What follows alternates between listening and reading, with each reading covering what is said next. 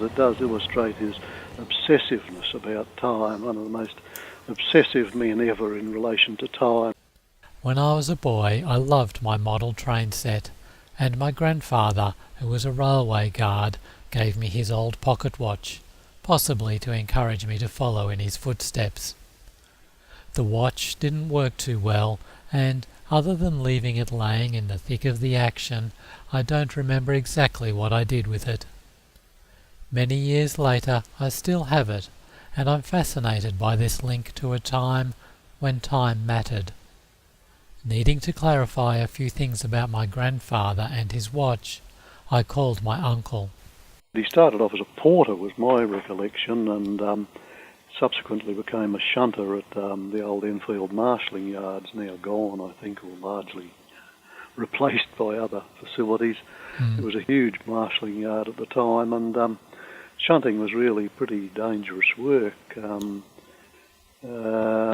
In the sense it was fairly easy to get run over in the night by trucks just being rolled down the sidings and to make up trains and that sort of thing.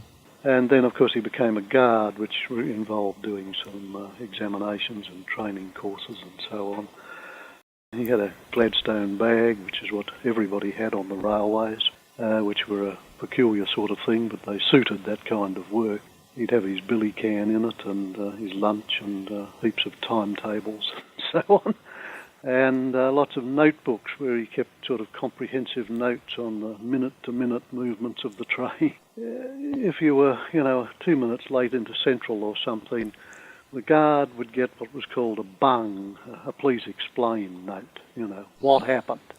But he would always be able to provide comprehensive explanations that it was down to an elderly lady passenger at Barella who took, more than the custom allowed 30 seconds to get on the train, and they were unable to make it up, encountering red signals, so on.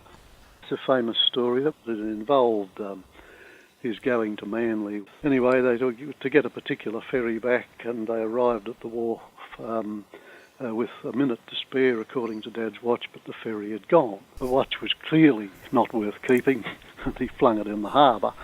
It would have been an expensive item in those days too, but a watch that lost a minute in a day was just not good enough.